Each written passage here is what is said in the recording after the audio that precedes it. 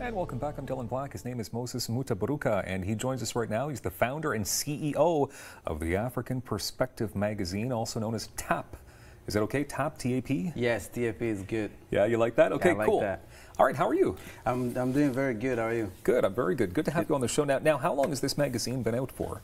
It's been out for about 2 years. 2 years? But there was a sort of startup process before that. Okay. So we've actually been working on this for the last 5 years. Okay, and the dream came true, and all of a sudden you have your own magazine. Yes, the dream came true. I was always passionate about African stories, about telling African stories, about the continent and about the people here and people in Ottawa and in Canada and outside Canada. And so, yeah. Okay, so that was what it was all about then when you decided to create this? I mean, what is your mandate, the reason why you created this magazine? So actually the reason why I created this magazine, I moved to Canada about 12 years ago. And so I was born in Rwanda, grew up in Congo, grew up in Kenya. I'd been to a few African countries, but I was sort of like a refugee. I had no access to the internet or to the TV growing up, and so when I moved to Canada, I was exposed to media, and I had access to information. And for the first time, actually, I was able to experience what people think when they see me or when they see people that look like me. And so, and the more I experienced that, I found out that it wasn't good, it wasn't positive. It was, oh, you're from Rwanda, and people would get scared. They must, you must have grew up around dead people and all these things.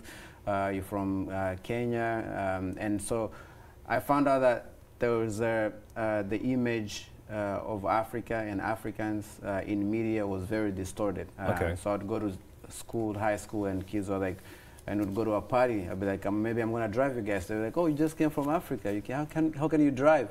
And then I went to University of Ottawa, and I was working on different projects, and all my research would always return negative images. And so I wanted to change that. Okay, so your magazine's it's about positivity. It's about positivity for the most part, but we also sort of, we try to balance and be unbiased. But mostly we want to tell stories about Africa and Africans that other people are not telling. Okay. Would this be one of your magazine covers? Yes, so that's our recent magazine cover with Akon. So our executive committee chose him to be the African of the Year for his cause in leading the fight to rebrand Africa, and also as an ambassador for African youth. Yes. And I think we saw President Obama. Yes, we saw Obama, so we were sort of exploring Obama's legacy in Africa. Yeah. Wonderful. And also exploring some of the business opportunities in Africa. That's another cover that we did. We also try to incorporate a lot of arts and music and entrepreneurship in what we do. And so that cover is a good representation of that. So do you find now it's important, I mean, not only in Ottawa, but across Canada, across the world, to rebrand Africa, to give people a different mindset about exactly what's happening there? Yes, so it's very important. It's very important because imagery is everything. Is everything for Africans that are living in Ottawa, that are living in Canada, that are living across the world.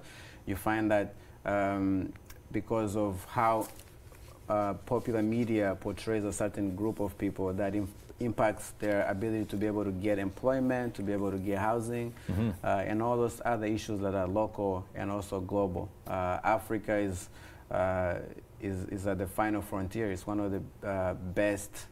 Every business person today is thinking about Africa, because Africa has 60 or 65% of all the arable land. It has 30% of all the fresh water. It has the most growing and urbanizing population of young people. By the end of the century, I think 40% of all human beings will live in Africa. And so we need to sort of rebrand and change the way people see Africa. That way, people can start thinking about Africa not as a place of poverty and misery, but as a place of opportunities and it's flourishing, growth, yeah. yes, good things. Okay, if people want to submit to your magazine, so it's Ottawa-based, but really you're trying to give a voice. I mean, like for Canada, for how would people submit? How would people be a part of your magazine? So I'm actually looking for. It's the African perspective. So anybody who is interested or intrigued about Africa or wants to learn or connect about Africa, please send us an email, info@tapmagonline.com. I have a database of about 100 writers and contributors, and so we want to be a broader perspective. It's not Moses' perspective, it's the African perspective, and it's open to people who are interested in and intrigued about Africa. You don't have to be,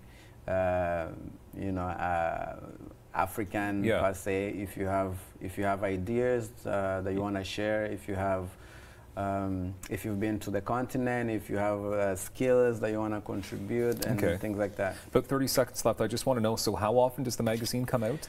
The magazine, we're relaunching this year. Our first issue, our next issue is coming up on March 15, and it's bi-monthly. So every second of every month, we'll have a new issue, and we also have a portal, an online portal that we publish frequently, and also all over social media. Okay, tapmagonline.com is the place to go for the African Perspective magazine. Tap. Moses, thank you very much for being here today. Thank you very much for having me. We appreciate your time. More Daytime coming up in moments, as always, of course, right here on Rogers TV. Please don't go anywhere.